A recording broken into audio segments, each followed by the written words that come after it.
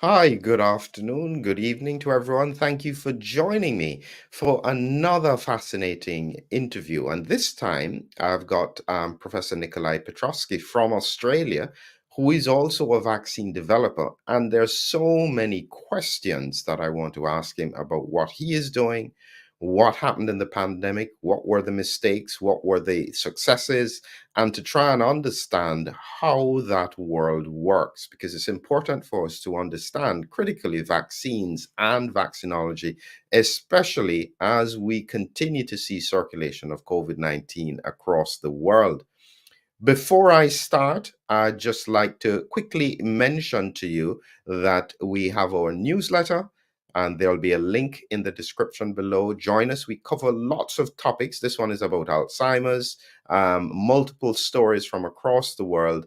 Join us in this journey, and we'll be happy to have you along with what we are doing. So, without further ado, let's get Professor Nikolai Petrosky in. How are you, Nikolai? And I'll ask you to do a quick introduction of yourself. Thanks, Philip. So just to introduce myself, Nick Petrosky. I'm a clinician by training, a clinical endocrinologist. And through my background in endocrinology, I was particularly interested in type 1 diabetes, and you'll like this, Philip, but I was interested in autoimmune disease and what causes type 1 diabetes. And I did a PhD on the immunology of type 1 diabetes.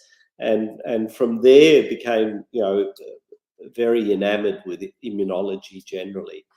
And decided to set up a research group alongside my clinical practice, focused on initially on autoimmune disease, but then sort of went off on a tangent into vaccine adjuvants, which are stimulators of the immune system.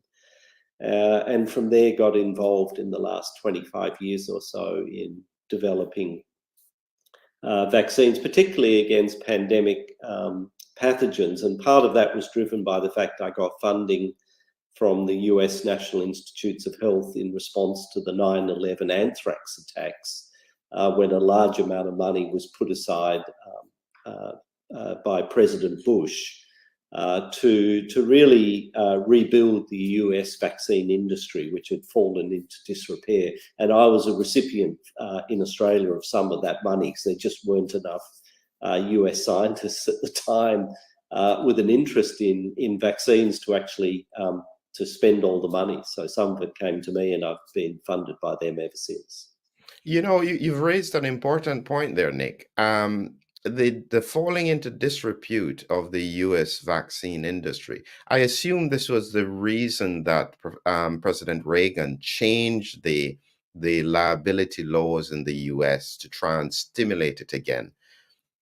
Yeah, look, it's an interesting, I guess, part of history, which was the reason that the US vaccine industry, through, the 70s and 80s, sort of fell into disrepair was because it wasn't profitable. The unit cost or price that vaccines were selling at was in the order of dollars a dose. And so most of the US vaccine manufacturing facilities, which were coming to the end of like their 30 or 40-year life, were getting shut by companies like Merck and Wyeth at the time, which became Pfizer. And they weren't building new factories because, as they said, it just wasn't profitable enough. So the US actually, which had been self-sufficient in vaccines in the 60s, by the 80s, they were making no vaccines. They were importing them, and it made the vaccine supply very vulnerable. And so, yes, one of the arguments that the industry made was, not only can't we afford to rebuild these factories unless we get a better price for our vaccines, but the liability issues had been increasing and increasing. Like, in other words, the payouts that for people who had a vaccine adverse event were getting larger and larger. You know, the whole US litigation industry problem. And so I think that's what drove certainly Reagan to say, all right, well, we'll cover the liability.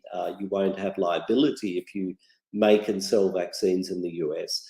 And then you had, as I say, later on, Bush come in and say, look, we'll give you incentives. We'll push up the price of vaccines, not push them down, but we'll actually pay you more to make them more profitable. And also we'll give you like these other incentives, like government schemes to develop vaccines to reduce the cost of development. So that there were actually economic, I think, valid reasons for all of those things happening. Now, whether today they're still relevant and whether that some of them have been misused, that's a whole nother question. But at the time they happened, there were very good reasons for them being introduced. I think this is so important because many people don't understand the history as to where things have come. But as you know, in every single sector, you know, meaning like every time a government changes its tax regime, there are people who are starting to look for loopholes, and they will then find the loopholes, and then the government the next year changes it again to try and fix the loopholes. Do you think the vaccine industry then jumped into one of those loopholes, meaning that these were unanticipated things with regards to liability that occurred that suddenly made it very, very profitable to start developing vaccines and find those loopholes? Any thoughts on that? Well, certainly, you know, when I started my personal company, Vaccine, which was in 2002, and I talked to all the venture capitalists, they told me that, you know, they were not interested. There was no money in vaccines. That was in 2002. If you look, you know, in the last 3 or 4 years, I mean, there's been more money spent on vaccines than any other medical product, I think, in history. You know, we're talking, you know, over $100 billion has been spent on COVID vaccines. And even before that, you know, we had the example of Prevnar, pneumococcal vaccine from Pfizer, you know, which was bringing in over $10 billion a year in revenue. So we went from a situation in 2002 where vaccines simply weren't profitable to a situation in the 2020s when they're incredibly profitable. And of course, that may change the whole context, as you say, and not surprisingly, you know, if there's no, I guess, or if you're indemnified, so you have no liability issues, does that mean people will cut corners because they don't have to worry too much if there is you know, an issue of, say, side effects, because the government is after all going to protect them against any liability? So it's an interesting question. You know, if you're making that much money, maybe you should accept the liability that would normally come with selling such a product. So maybe it is time for that to be looked at. But of course, that's in respect of some vaccines. There's still vaccines like diphtheria, pertussis, tetanus that still struggle because of low profitability. So you know, it's not like all vaccines are the same. So we have to be careful when changing policy. We don't hurt the vaccines that aren't profitable just because we can see some are incredibly profitable. That's a brilliant point. So, Nick, when we think of your work then coming up to 2019, going up to 2020, what were you looking at in terms of vaccines at that point? So my big focus at that point was still influenza, particularly you know, bird flu, which had been a program we'd been doing since 2004. But interestingly, I wrote a chapter in 2016 for a book on you know, what might be the next big pandemic, and I actually predicted a coronavirus. So And that was based on our work on the original SARS, where we developed a vaccine that was effective in animals, very similar to what we ultimately did for COVID. And we'd also done work on the MERS coronavirus and had done a vaccine which had been tested by collaborators at Colorado State University, where they'd actually challenged camels, which is the biggest animal that we've ever done a viral challenge study on. So that was quite exciting. So yeah, I was working on influenza, but was aware that coronaviruses generally were also a big threat out there.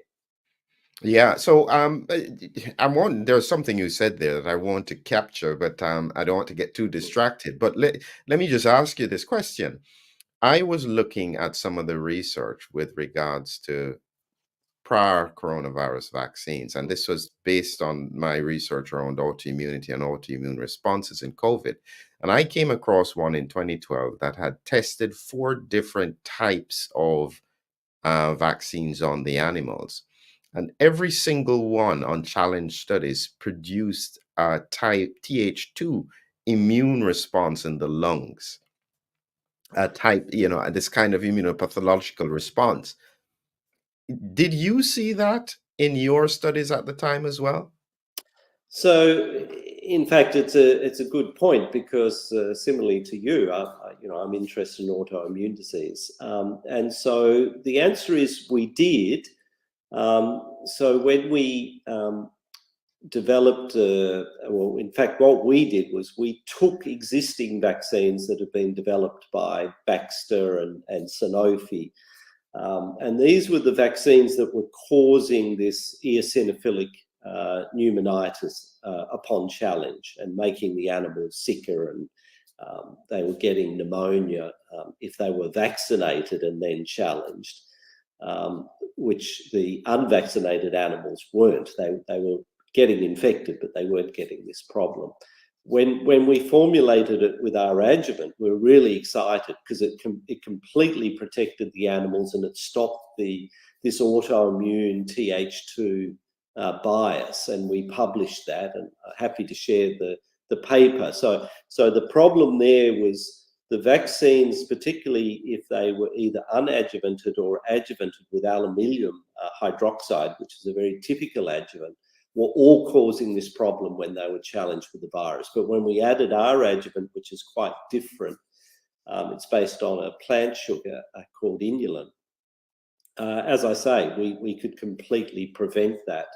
And that's why when COVID came along, we thought, look, we've got the best vaccine, because there was a risk that similarly we would see the same problem, because SARS and SARS-CoV-2 are about 80% genetically related. So it was a risk that we would see this same phenomena happen. Fortunately, and for reasons that we still don't fully understand, we haven't seen those Th2 excess bias with COVID-19. But it was a risk. Fascinating stuff. And so as you're talking, some of these things pop into my head. And since you were looking at SARS, now this is a question. You can step around this question if you want, okay? But I don't step around any questions. That's not my nature. I go head on. So let's go head on. So when you first heard about the SARS-CoV-2 coming out in China, did you also think at the time, because I thought this is a lab-related virus? What were your thoughts at the time? Yeah, so look, I put my foot in it early. So we do a lot of computer modeling of viruses. It's a sideline. I've done artificial intelligence now for 25 years, way before it became sexy. So we've modeled influenza viruses. The first thing we did when we got the genetic sequence of SARS-CoV-2, which was mid-January 2020, is I got my guys to simulate the virus, and we were trying to identify the human receptor, because at that point no one knew they didn't even know what the virus was, let alone what receptor it was binding to. So we created a in silico model of the spike protein to make a vaccine, so to understand the protein. And then I had this brilliant idea, well, why don't we get the different receptors that coronaviruses are known to bind to. Obviously ACE2 is the one of them, but also DP4, which MERS binds to. So we actually modeled all of those to see which one the spike from COVID-19 was binding to, and we found it bound to ACE2. And about the same time, the Chinese actually described ACE2 as the receptor. And so having built this model that seemed to be working and it predicted the receptor, I had this great idea. Well, everyone is postulating an animal where it's come from. Why don't we go and get the genomic sequence of all the ACE2s from all the different species, and model the structure of those ACE2s. And so it's a lot of work, this, but in silico, and now dock the spike protein. And if we find one that's a particularly good fit, a particular species of ACE2, well, that's the animal it's probably come from.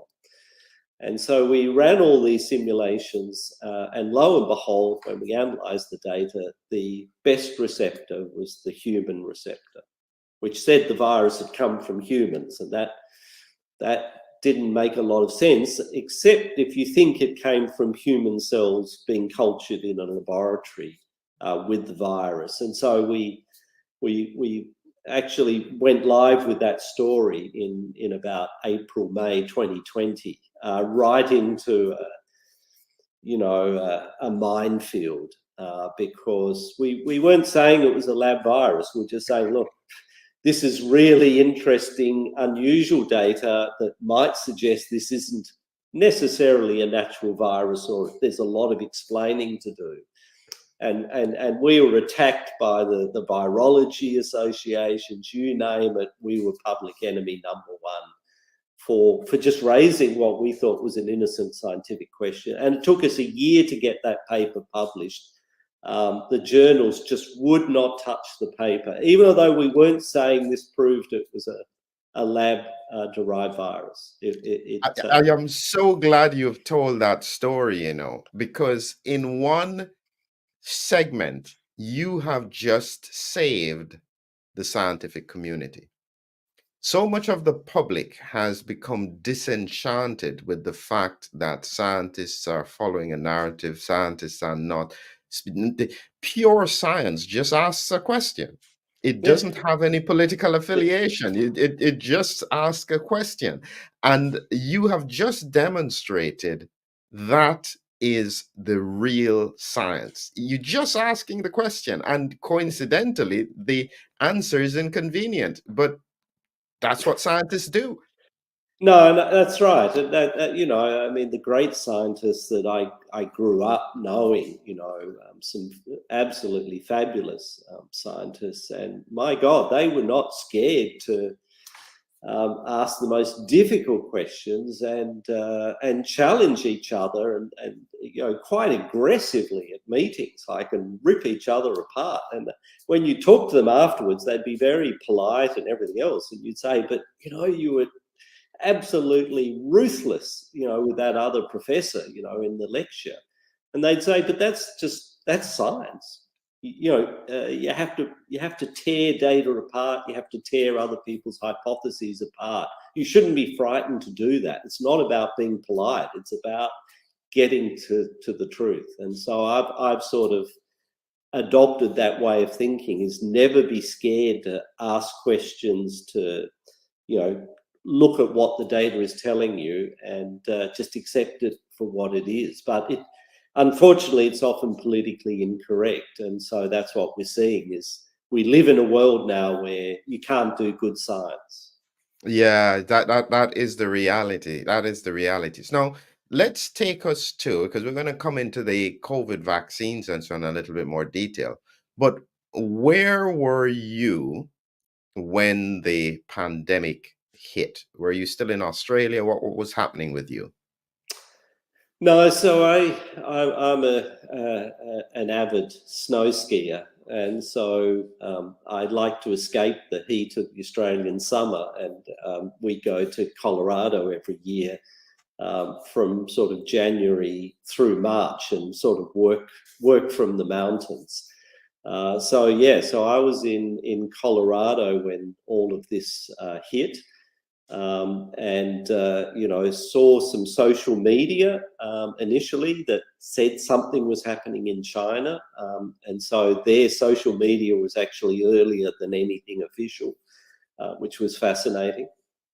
And then we got the sequence, as I mentioned, in mid-January, and we just immediately, I contacted people in my lab and said, let's get going and let's make a vaccine. So through February and March, I was doing it remotely over Zoom with my team. And then we actually had an outbreak of COVID in the ski resort. Some of the staff, lift staff, had gone to a party with some Australians, as it turned out, from Adelaide, who'd brought COVID to Aspen, and so the ski resort got shut down, and the last week of our holiday period there, we couldn't ski because the village was deserted. We were there by ourselves, and then we caught a plane home because they announced that Qantas was going out of business, that they were planning to close the airline, and so if we didn't get the last flight out, we were going to be stuck in the US for the next few years. So we hopped on that last plane, and it got parked and put out of service when we arrived in Sydney. So it was quite a momentous time. Wow. So then it comes into the full-blown time where suddenly vaccines and virologists are front and center to try and save us from this COVID pandemic. When there was a transition and they said they were going to use mRNA technology as it seemed as though they were going to push this forward as the best solution. What were your thoughts at that time? Well, I didn't take it seriously, to be honest. If we're talking sort of May, June, we I think got our vaccine into phase 1 towards the end of June 2020. So a matter of a couple of months after I got home, we were in human trials. And the mRNA had obviously got there a few weeks before us, but we thought, look, mRNA is a completely new technology. We'd played with it ourselves, hadn't been that impressed with the results. There'd been a few failed, very small trials in influenza that hadn't really induced much in the way of antibodies. So we just thought it was really premature technology. It was exciting, but we didn't think it was serious. So we were pretty shocked, once we got to around, I guess, September, October, and people are starting to talk seriously about approvals of mRNA vaccines. Up till then, I thought the regulators are never going to buy this. They're way too conservative. They'll want a lot more safety data. We didn't have long-term safety data on mRNA.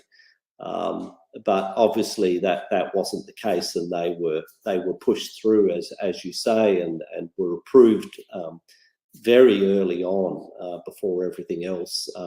Around the same time, I think the adenoviral vector vaccines sort of became available a few months after the mRNA. But it caught us by surprise. It wasn't what I was predicting, and I know a lot of my colleagues similarly weren't predicting. Let me ask you now this, because you have a bit of hindsight. How in the world do you think they got this through the regulators? Because you're right, the regulators are normally very conservative. Were they just scared? Were they pressured? What? I think it was all the above. I mean, COVID was so political. as you know, even the origin questions about the origin of the virus were unbelievably political. And then you had warp speed, which was the big initiative that Donald Trump launched to get a vaccine approved before he ran for re-election. And then I heard that Pfizer sort of held it up deliberately for a few weeks so that it wasn't approved until after the election. So Trump couldn't take credit for it. So yeah, look, it was incredible. There was enormous political pressure being applied to the regulators. There was also this sense, I think, that the US wanted to be first. It wanted to show that it was scientifically superior to other countries, and so this was its big opportunity to shine, which meant not only taking a new technology, but then you have to somehow get it through the regulators. And of course, COVID was killing a lot of people in the US for reasons I still don't fully understand. The US did very badly in terms of their, overall mortality rates through 2020. So there was a lot of pressure from that side that, they needed a solution. They needed it fast. And the only real solution they had was the mRNA, because that's what they had, I guess, put most of their effort behind. And so I think it was a combination of factors. It was pressure from above and pressure from below. And as a consequence, yes, a lot of us were surprised by how easily it flew through. So the second question I'd have on that is it's one thing to get through the US regulators, but how do you explain regulators across the world? I think they just fell in behind the FDA. I mean, the FDA is considered the preeminent regulator and the toughest regulator. So, my talking to the other regulators, which I've done from time to time, is that, once the FDA approves something, almost no one is going to stand in the way of that. I'm not aware of too many drugs that have been approved by the FDA that haven't got waved through by other regulators, because they just assume the FDA is the toughest, and therefore why should they second guess an FDA decision? So I think, within days of the FDA approving the mRNA vaccines, pretty well every other regulator on the planet had approved them. No, and that wasn't, normally it takes a year for them to analyse the data. For a body like the Australian Therapeutic Goods Administration to approve it within a few days, I mean, they haven't got time to read anything other than the summary and the fact that the FDA had approved it. So I think we have to be realistic that they weren't doing, thorough independent analyses. There just wasn't the time between when they received the dossiers and when they were approving the products. One of the interesting things I found, and I suspect regulators across the world would see this in hindsight and scratch their heads and think, goodness, I didn't even know this. One of the things that I stumbled into was that when they looked at the mRNA technology with pseudouridine, they didn't even use pseudouridine in the mRNA vaccine. They used methyl pseudouridine, which is like a completely an even more untested aspect, which would need to have been regulated separately from pseudouridine. How do you think the regulators are scratching their heads now? And can they ever get back into the box that they are insisting on this kind of detail again? It's a good question, because I guess I was a bit stumped by the fact that even after the regulators had approved the mRNA, they were putting out messaging, official messaging, saying that mRNA, degrades within a few seconds to minutes in the human body, and therefore, these products couldn't have long-term side effects. And all of us knew that that couldn't possibly be true. What they were talking about is native mRNA. And it almost implied all the regulators were fooled into thinking that they were dealing with native mRNA, suggesting they didn't understand at all the technology that in fact was in the vaccine. Similarly with biodistribution, with the lipid nanoparticles, they didn't seem to understand that when you package mRNA into lipid nanoparticles, its half-life is very different to the half-life of native mRNA. But the regulators were telling the public these things, and this is months after the approval, as though they simply hadn't got a clue, because what they were saying was scientifically completely inaccurate. It was true about, native mRNA and, as I say, unpackaged mRNA, but that had no relationship to what we knew was actually in these vaccines, suggesting that they hadn't connected the dots. And that was particularly scary when it was regulators who were making those errors and then talking to the media. And you're going, but my God, they don't seem to understand what it is they've actually approved and that they're regulating. They've fallen into this trap of talking about science that is completely unrelated. It's extremely worrying.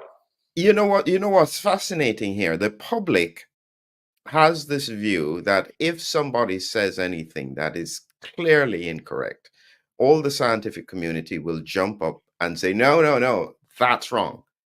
They didn't get that. Why did that happen? So I think during COVID, we've seen more censorship than certainly I've ever seen in my lifetime of anything, scientific. In other words, the public health lobbyists got control of the media, and they sort of convinced the media that if the media allowed any questions, that would undermine the whole fabric of the pandemic response. And so even when you heard a regulator telling people that mRNA in these vaccines degrades within seconds to minutes, and that's completely scientifically false, the media would not allow that question to be asked. And where people did try to ask those questions, legitimate scientists, they got shouted down by the media and crucified for daring to ask those questions. So I think, our colleagues became terrified of actually saying anything in relation to, COVID epidemiology, modeling, vaccines. It was all off the agenda. You weren't allowed to talk about any of it because that might, as they say, which I think is very wrong, undermine public confidence by asking questions. So I think they got that wrong. I think public confidence comes from transparency. Yeah. Public confidence doesn't come from making a mistake or saying something that's incorrect and not having it challenged. I think the public would be more confident if they saw more challenges to some of what was being said, because some of what was being said was correct.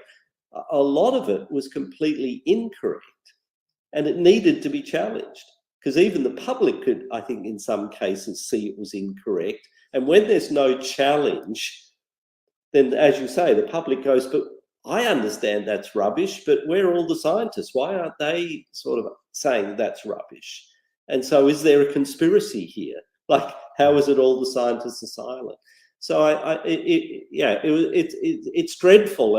And again, science should be about, and public health should be about honesty and transparency. Yeah, I think this is such as I said, part of the reason for having these open discussions is because we need to rebuild the trust in science again. The fact that fundamentally science is about the search for truth. Science doesn't have any affiliations to politics or finance. It's just trying to understand the truth. Mm. And somehow we have got caught in this web where science is no longer about that. And science is only about the financial bottom line or supporting a political affiliation. We've got to fix that, or else everything, the whole system of science will completely be demolished. It's some really serious times. I'm going to take you now to another side of the vaccines, and which is adenovirus vector vaccines. I understand what you thought about with mRNAs, but what were your thoughts with the adenovirus platform at the time?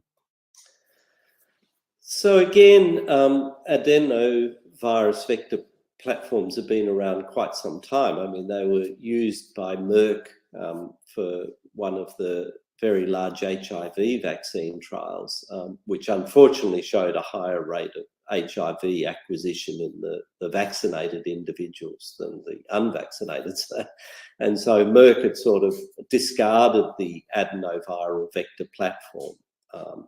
And in fact, I think that's how, Sarah Gilbert at Oxford sort of picked it up as a rejected, big pharma technology that big pharma decided wasn't suitable and wasn't going to work. So I knew that there were issues with adenoviral vector, and it wasn't clear to me that those problems had been solved. And so I guess I was naturally skeptical, and I've never been a big fan on viral vectors myself. I guess I'm a protein guy, so maybe I have a bias there, but I like recombinant proteins because I don't have to worry about safety. Proteins are inherently incredibly safe. And then all I have to worry about is immunogenicity, which I know I can get through use of my adjuvants, which again are very safe. So yeah,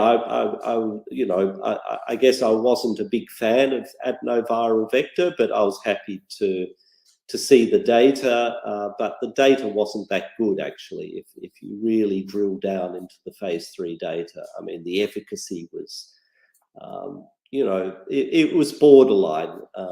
And obviously that fell away quite rapidly, I think. And there were some studies like in South Africa where there was zero efficacy, which had me quite worried because although they had good efficacy in the UK, why would you see zero efficacy in Africa? So to me, it suggested, it wasn't quite as good as it was being made out. And then, of course, we saw the complications with the thrombosis. And from that point, I was not a fan. And so what do you think was the reason why at this point AstraZeneca pulled out? Because, it's the world has largely been silent on that question. They said it was more financial than anything else. But thoughts based on your experience in the industry? Essentially, companies don't like to admit a problem because that opens up all sorts of liability issues. So, the market for adenoviral vectors had disappeared years ago. They sort of kept it on the market, I think, more as a token. Well, we don't want to be seen to be withdrawing a defective product. So although they weren't selling any of it, they kept it listed. And I think the regulators played the same game. They'd sort of restricted its use just to elderly people, but were again aware no one was actually using it. So I think it was political. In reality, it wasn't a good vaccine to start with. And then once we saw these complications, no one was going to have it. Again, in the early days, look, it I think, was fair game to roll it out. But I think, looking with the benefit of hindsight, I don't think it was a great technology. And so when you think back now and you hear about the safe and effective mantra and the vaccine mandates that were rolled out with some of this technology, what goes through your head? So I think I was, again, someone who's probably pedantic. I thought, you can't say anything is 100% safe and effective. That's simply not true. Aspirin kills people. We have to be honest about that. I mean, it's all about risk and benefit. And I think the whole safe, effective messaging was it was like something a marketing or advertising guy came up with. It wasn't something I think a public health clinician should be falling for. It's oversimplification to the point of being almost false. It's a false message, just like all advertising is largely false messaging. It's exaggeration. It's dismissive of potential problems. So I was worried about that. I didn't think that, given these technologies were all really experimental. I mean, we didn't have, experience with any COVID vaccines. So we didn't really know how they were going to behave, both, short, medium and long term, because we hadn't seen the virus before. We hadn't used mRNA vaccines in any significant way. Maybe 10 or 20 people had had them previously, but those trials had failed and they hadn't been done with the same lipid, coated particles. They didn't have the same mRNA. That was only developed immediately prior to the pandemic. So although people had played with mRNA, it wasn't the same technology. And similarly with adenoviral vectors, we hadn't had a chimpanzee adenoviral vector vaccine, tested extensively in humans before the pandemic. So in truth, these were highly experimental. And as far as I'm concerned, you can't mandate an experimental treatment. That's in breach of all ethical, if not legal, parameters around, protecting people, unless you have a really well-defined, accepted technology. So I don't believe there was a rationale for any mandates. I'm not a supporter of that from a scientific point of view. And as well as that, of course, that we already knew by the end of 2020 that these vaccines were not going to stop transmission. They were not transmission blocking vaccines. And so that took away the whole rationale to mandate them. So not only were the mandates, I think, potentially questionable from a moral, ethical and lawful basis, because the vaccines were still experimental. But as well as that, they were, had no scientific rational basis, because, they were being imposed on the basis this was going to stop transmission, when we already knew that none of the vaccines could stop transmission. So the mandates made no sense. And I think we've since seen some of them ruled unlawful.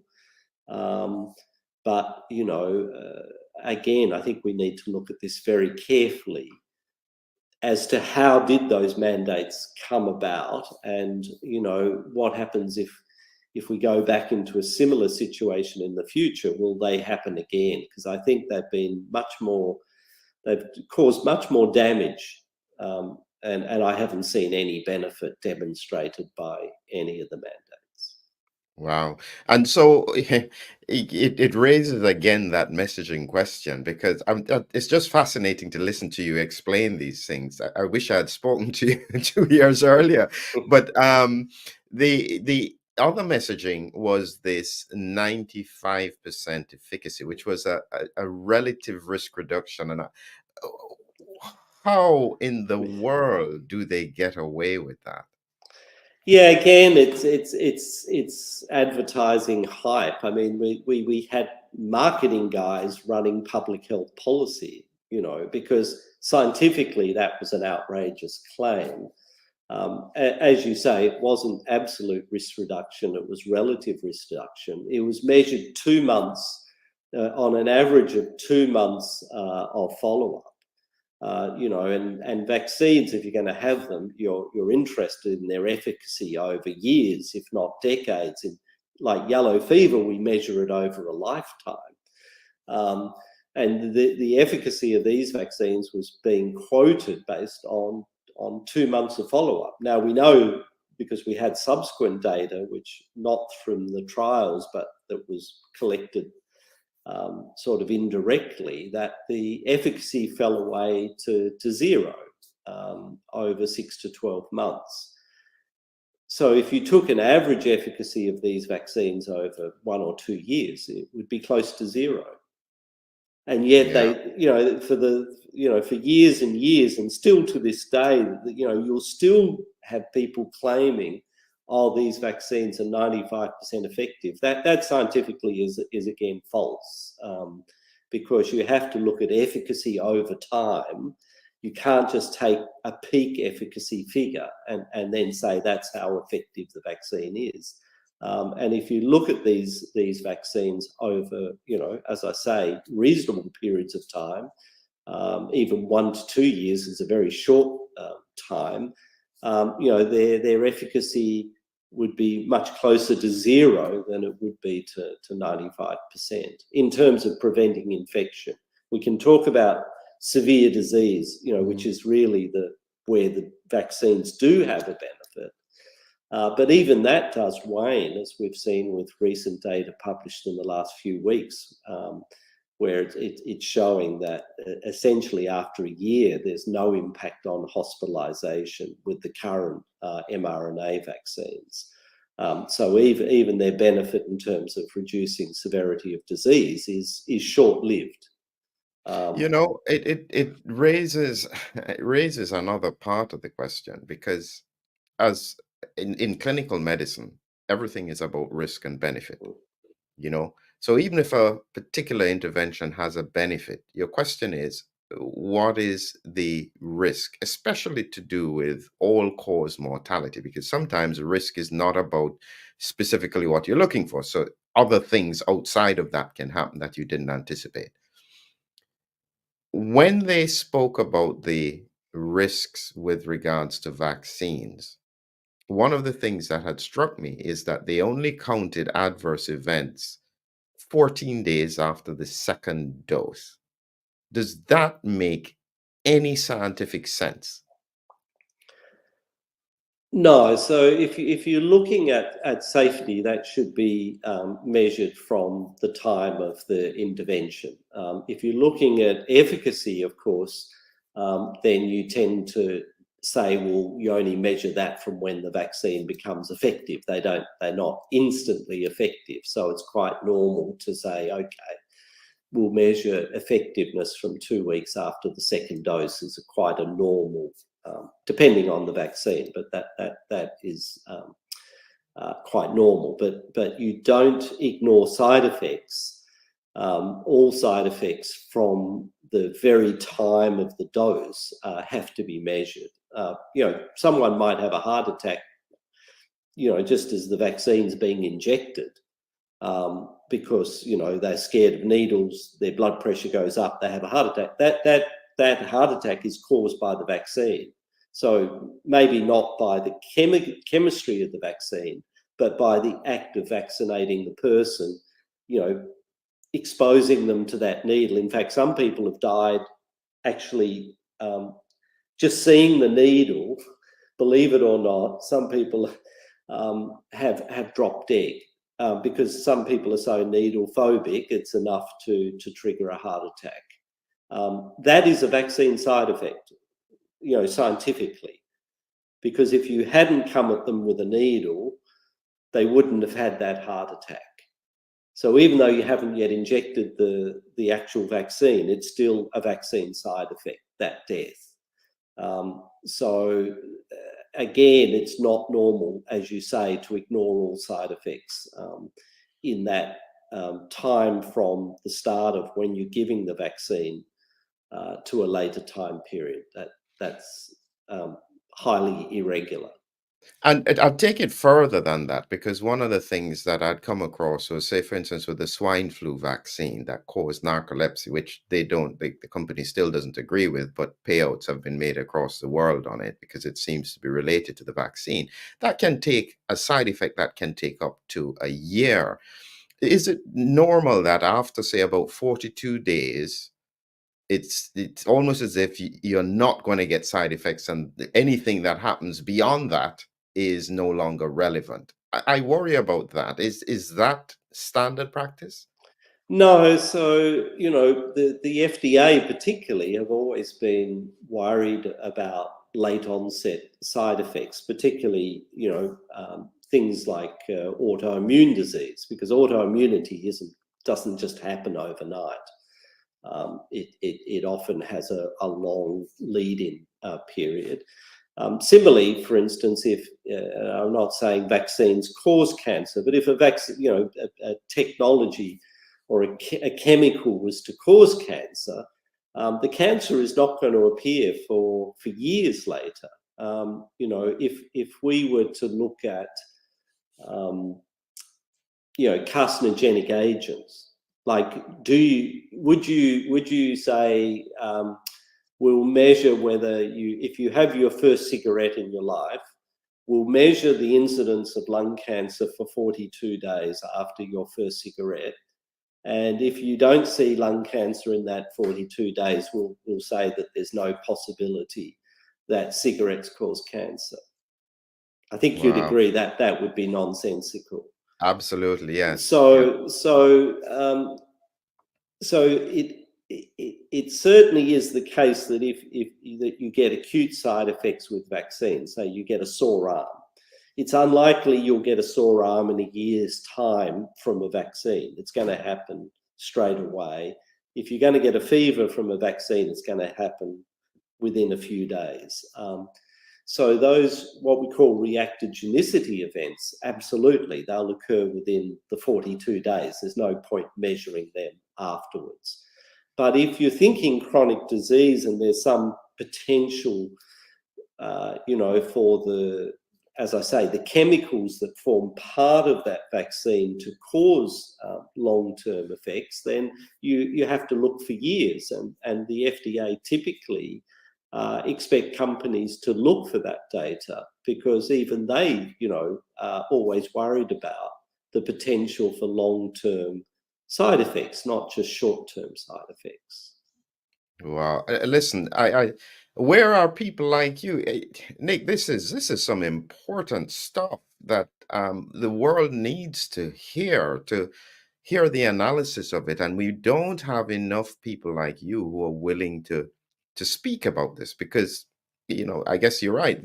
A lot of people are afraid because it has direct impacts on their jobs or their business and so on. So it's very much appreciated that you are so candid and so clear in your explanations and your analysis.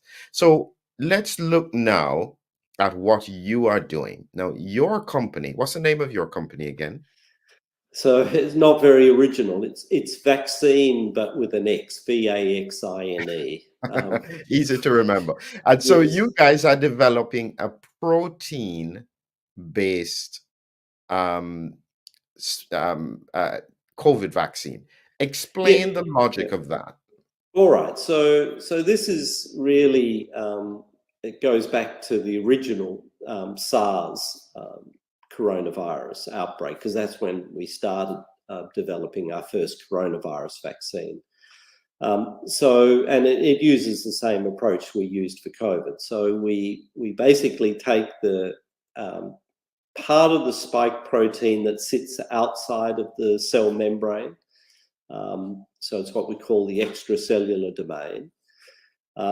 We then make a synthetic gene for that part of the spike protein, and we use a plant virus, or it's actually it's called a baculovirus. It's a virus that infects caterpillars, so insects, and we have these caterpillar cells that grow in a broth, and we get the gene for the protein put into those insect cells, and then they express the spike protein, which gets secreted out of the cells into the broth, and then we purify the protein from the broth and then formulate it with our sugar-based adjuvant, and that becomes the vaccine. So I've got here a spike protein, and this is the virus, just in case people don't know. All of these represent spike proteins on the surface. So in effect, you're taking not the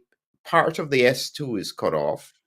So you're going just from this bit here, so probably about here, and you then make this protein.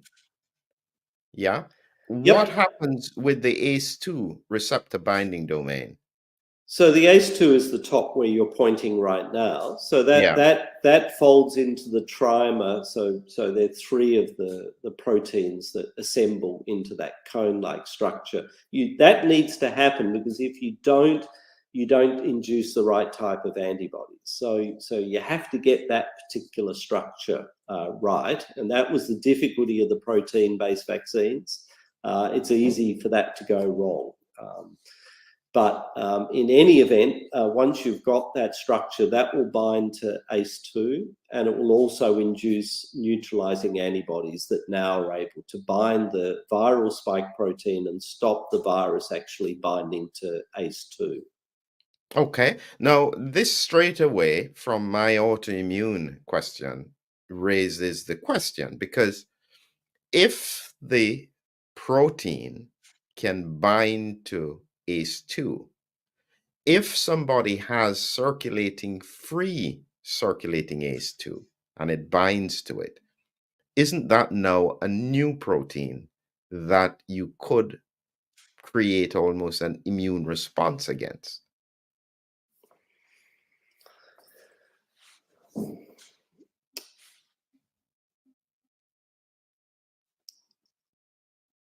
Potentially, except that you normally have tolerance to self-proteins. So if you have a complex of a foreign protein with a self-protein, the immune system does tend to still focus on the foreign protein.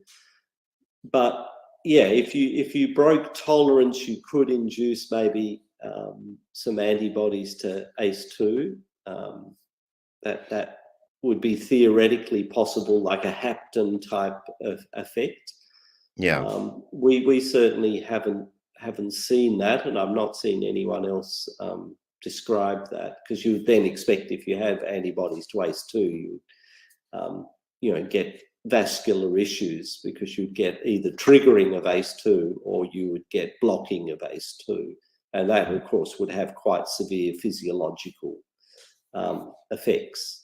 Okay, so just coming back now to, I've got here an image with the natural immunity. This was from a paper in 2021 where they looked at the immune response to the virus, and just so people can see it here.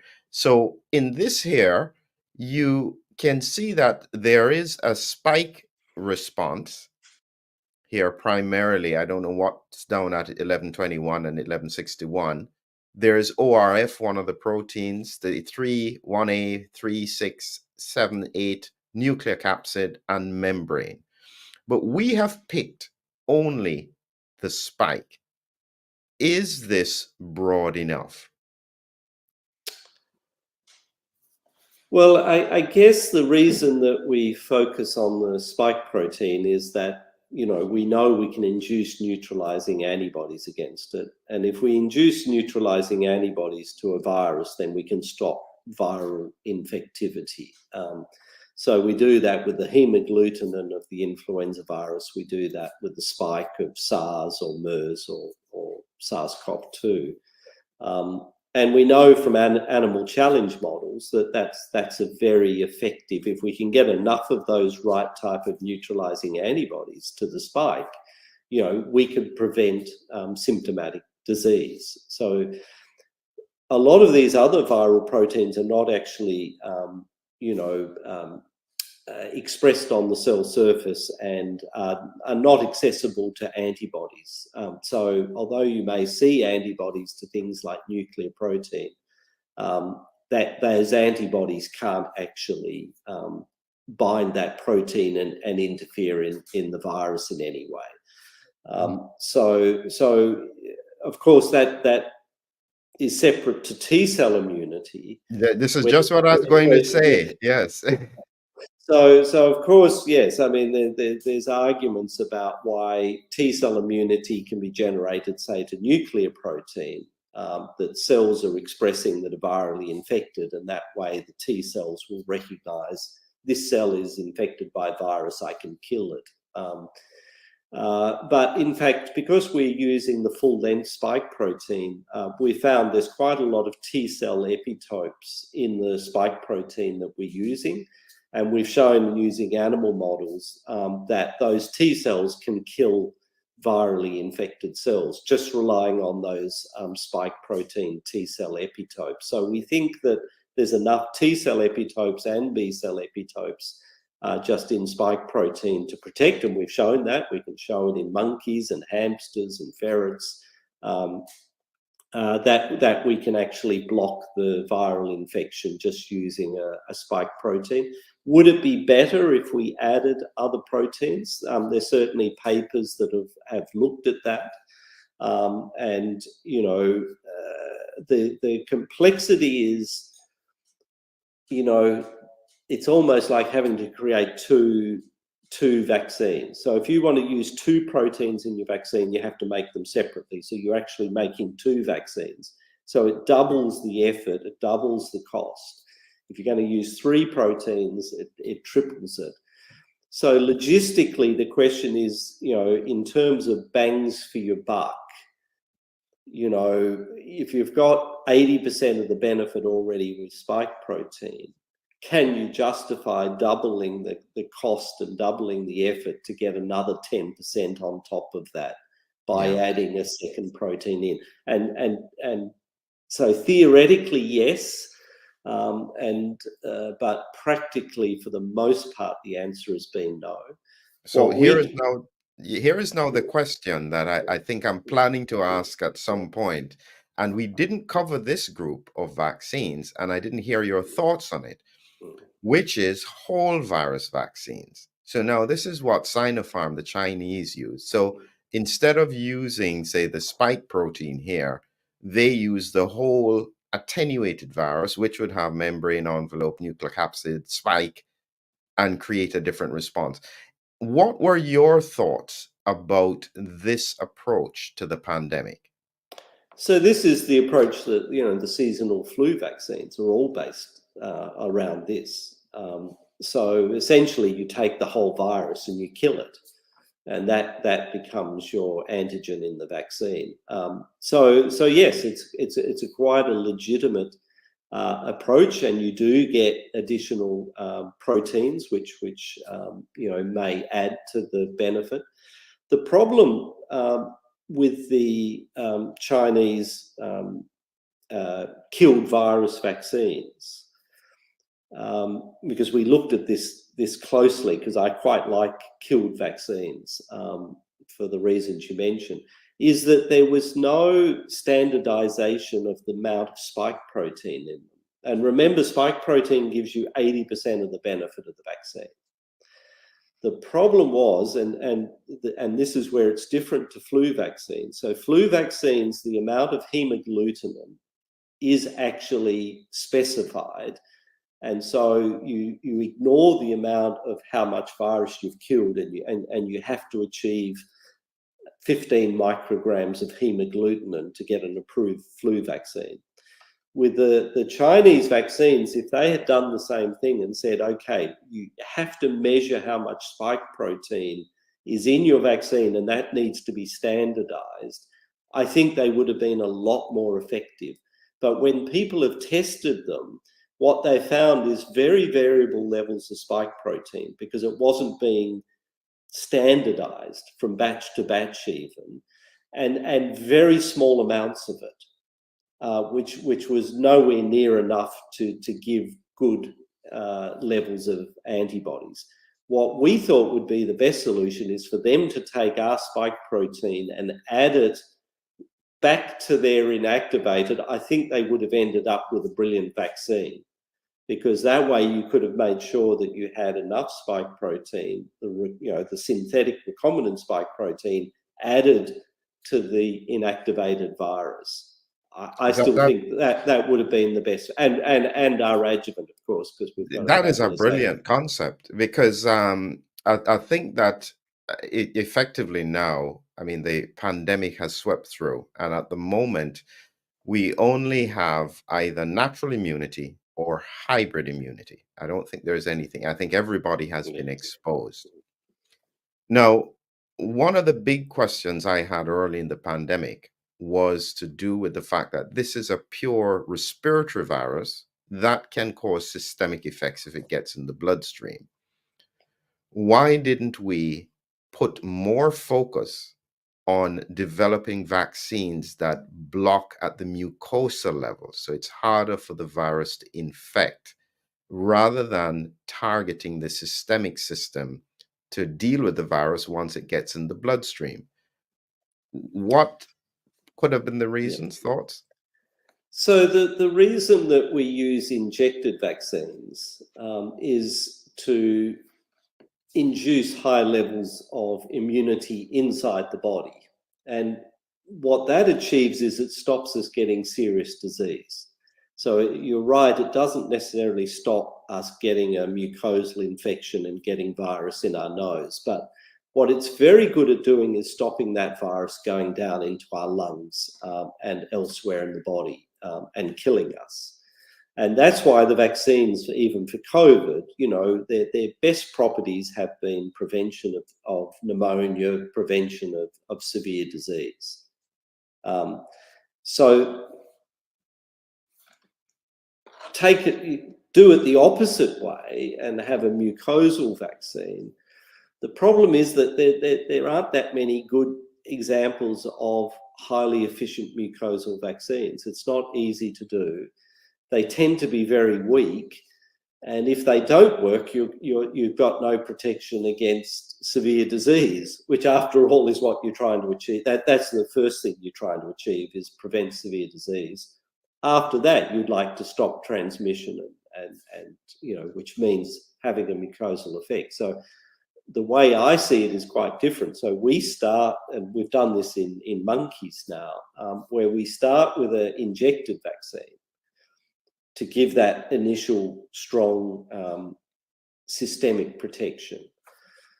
And now we give them a mucosal booster on top of that systemic immunity to now protect the mucosa and stop transmission. And we're actually, we've just published a paper in monkeys where we were doing that, where it looks like that is the best strategy, is parental prime and mucosal boost.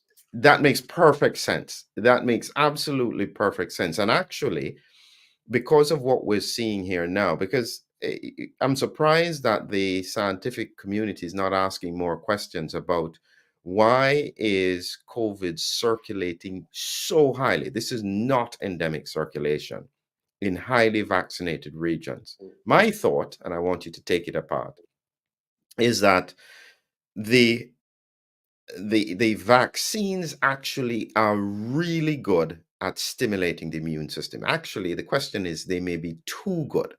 They may induce too strong an immune response, which causes immune focusing.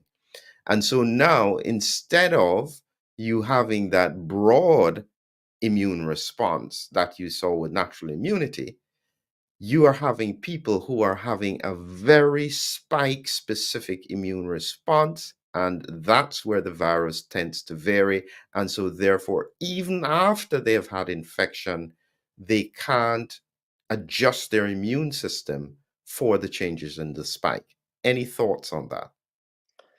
Look, I think it's a very valid point, but you shouldn't sort of lump all vaccines together. I think what you're describing is a phenomenon with the mRNA when you talk about these very strong immune responses, because we've studied people who've had all the different platforms. And what we see is that the mRNA give the strongest stimulus to the immune system of any of the platforms. So the initial antibodies are much, much higher than with our protein-based vaccine, with the adenoviral vaccine, with the inactivated, Chinese vaccines. The mRNA vaccines give the highest antibody levels. So they're giving the strongest stimulus. But what we then see is those antibody levels fall over time. And then we start to see these unusual effects where, we get switching to IgG4, which is an antibody that we induce in people with allergy. It's a tolerance antibody. It's not an antiviral antibody. The antiviral antibodies, the best one is IgG3, and the next best one is IgG1. But IgG4 is non-inflammatory. It doesn't kill viruses. And yet the mRNA do seem to be driving that. And then the question is, are they driving T-cell tolerance as well? Because that's what drives normally the switch to IgG4. Mhm. So I think that there is a suggestion, and again, I look carefully in the data for this, and I think you can see some signals where people who've had mRNA vaccines, they get an initial big rise in antibodies that, reduces their risk of infection. But as those antibodies fall, they seem to go the other way. And I think, the best paper I've seen on this came from the Cleveland Clinic, where they looked at all the doctors and nurses. So they have a sort of 35,000 sort of captive staff, and they swabbed them regularly. And then they looked, and they published saying that the finding was the more mRNA vaccine doses they had, the higher their risk of infection. So the people who'd had 6 doses of mRNA were actually getting more episodes of infection than the people who'd had, 3 or 2. So it did suggest that somehow there was something very unusual happening along the lines that you're alluding to. But we don't see that, interestingly, when we look at our data with the protein-based vaccine. We see the opposite, which is quite, I find quite fascinating, that we induce lower antibodies. They wane quite rapidly. So after 3 or 4 months in our monkey studies, after 2 doses, they had no antibody left. It went. But when they were challenged with the virus, they were completely protected. And the antibodies jumped back up in response to the infection. So we don't know whether it was T-cell or whether it was a fact that they had memory B cells, but they were definitely protected. And we now see that in humans. So in our human trials, we see the same thing, that people get, 2 or 3 doses of our vaccine, Spikogen. Then they'll get a mild infection if a wave of COVID, which, these have been coming in waves. So you can see them in the trial population. They start to get PCR positive tests because they've got just some mild symptoms. And so they have a mild infection. And then what we see is none of them have had a subsequent infection. And we're now 2.5 years later. So it almost looks like you want a mild vaccine in combination with a mild infection, and that gives you very robust long-term protection, including against all the variants, because over that 2 years, we've seen many different variants appear, and yet our study populations are still not getting infected. This is a very complicated topic at the moment, and so since we're just talking here, I mean, this stuff is fascinating. I'm going to bring now in somebody who I've spoken to for years, which is Gert Vanden Bosch. He very concerned at the beginning that we were vaccinating in a pandemic. He believed that it would drive viral variants. Some people would argue that it happened because of the unvaccinated. I disagree. I think that there is possibly likely to be a strong connection with the fact that the variants are coming up. Now, I'm going to take it a bit further because I think that where we are now is around my concern about autoimmunity.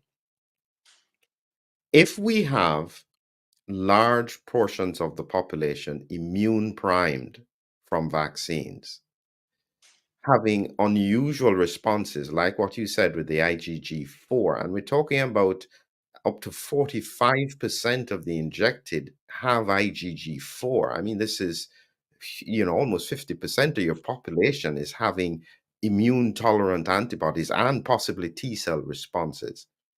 We're now going forward with variants coming faster and faster. He's predicting that there is going to be a highly evasive variant, which is going to cause mayhem. Tear it apart. So I think, I can't speak to the effects of mRNA because we've never used it before. So what, just what it's doing to our immune systems in terms of shaping them, we can only speculate about. We have no knowledge about that. I think in terms of a single variant coming through, we now globally, different populations have been exposed to different variants. So the great thing is that we now have a diversity of antigenic experience around the globe. So if you remember, South Africa had the beta variant early on, which went through the whole of South Africa, but a lot of countries didn't get exposed to that. We had Gamma, I think, in South America. So the world's populations are not the same. They've seen different variants, and that's good because what it means is if you get a new variant come up, some populations are probably going to be protected against it or because of what they've had in the past. Other populations may not be. So the idea that one new variant will come and wipe out everyone is I don't think a realistic scenario. Could people having had a particular vaccine, if everyone had had the same vaccine, could that sort of polarize things? I think potentially, because as I say, I think diversity is good, and that's why I think having lots of different vaccines of different platforms out there is good because it means not everyone is the same, which means the virus can't just find one solution and wipe out everyone. The fact that so many billion people have had mRNA, could that have made it more homogeneous and make it easier for the virus? Potentially, because they'll all look the same.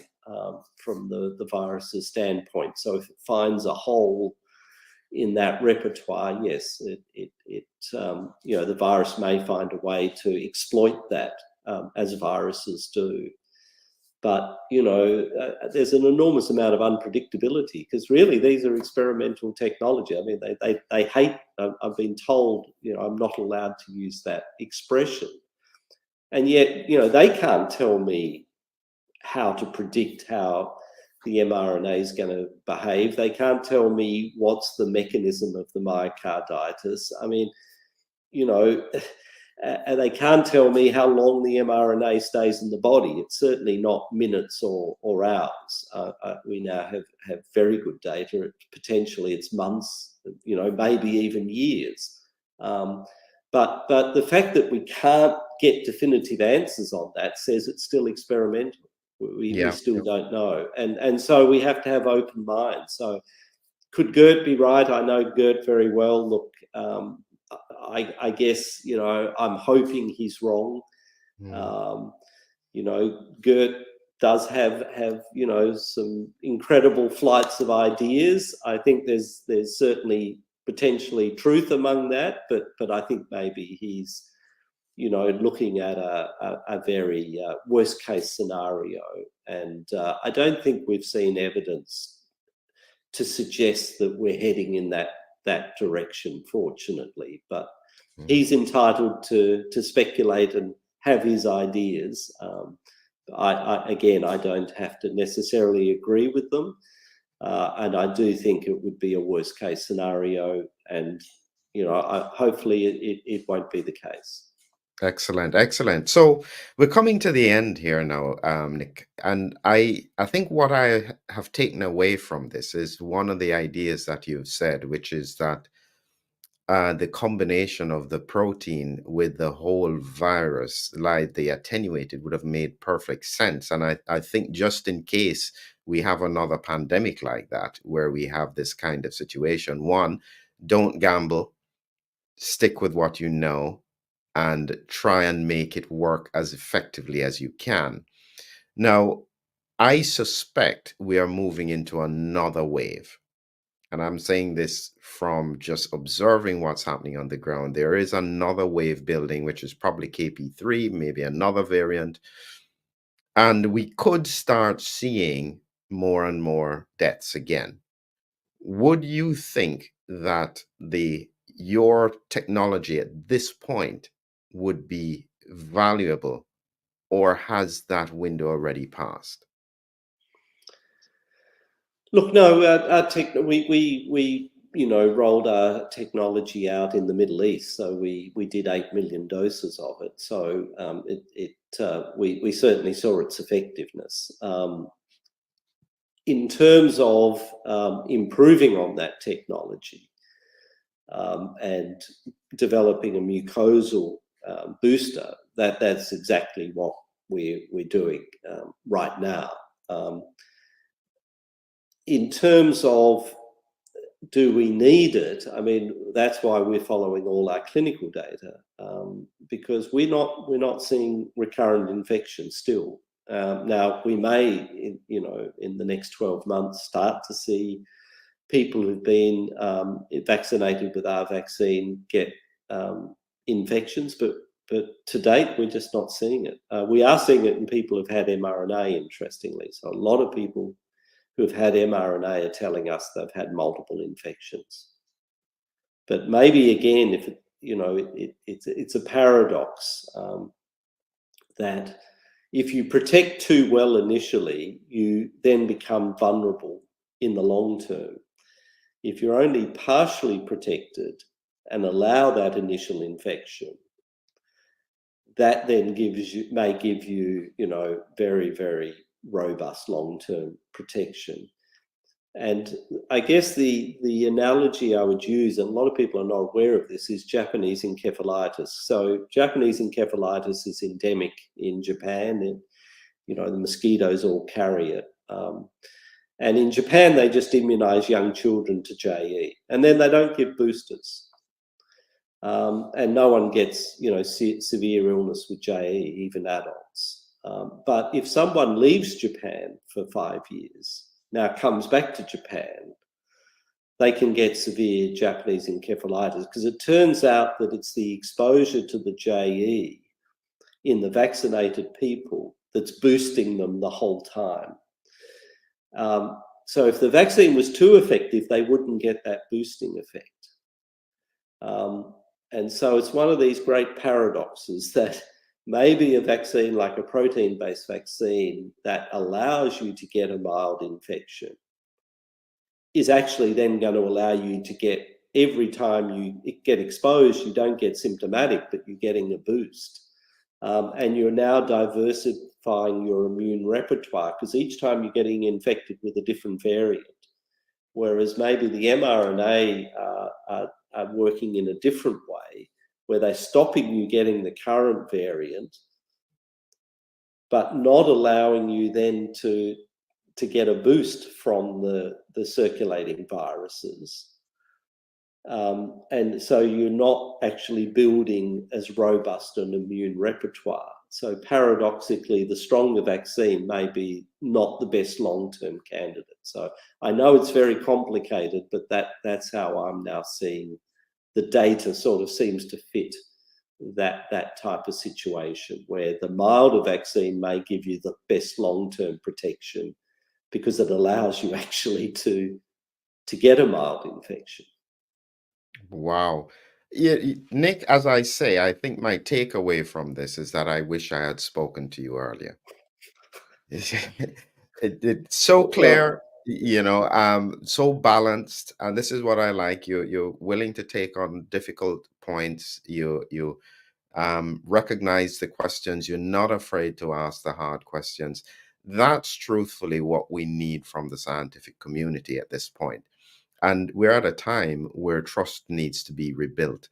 And I would like to use you as a template of someone, yes, you're in the industry. Yes, you are interested in the bottom line, but you are not afraid to ask the hard questions and you are not tied in any way to any kind of narrative. So I appreciate this very much, and I hope my audience will as well. Well, Philip's been. It's always fun to talk about, the science underpinning all of this. And again, it's a continuum. I'm learning all the time. I was just before we talked tonight, I was analysing some of our clinical data, which goes to the questions you're asking. So we can't pretend that we have all the knowledge and it's static. It's only by asking questions that we go forward, and we have to be ready to admit when we don't know the answer. That's how we learn. So it's been a real pleasure talking to you. Excellent. Well, thank you very much, Nick, and thank you to my audience as well. Look forward to more presentations in the future. Thank you. Just hang with me for a minute, Nick. Yeah.